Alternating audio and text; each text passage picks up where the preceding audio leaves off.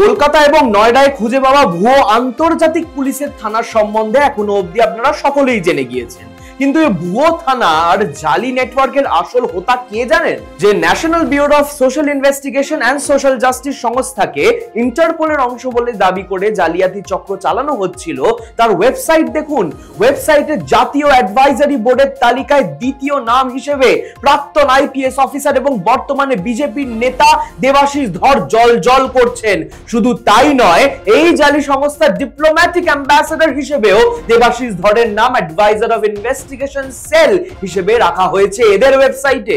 এই দেবাশিস ধর 2024 এর লোকসভা নির্বাচনে বীরভূম কেন্দ্র থেকে দাঁড়ানোর জন্য বিজেপির হয়ে মনোনয়ন জমা দিয়েছিলেন, যা পদ্ধতিগত ভুলের কারণে তাকে তুলে নিতে হয় এবং বর্তমানেও তিনি বিজেপিরই নেতা।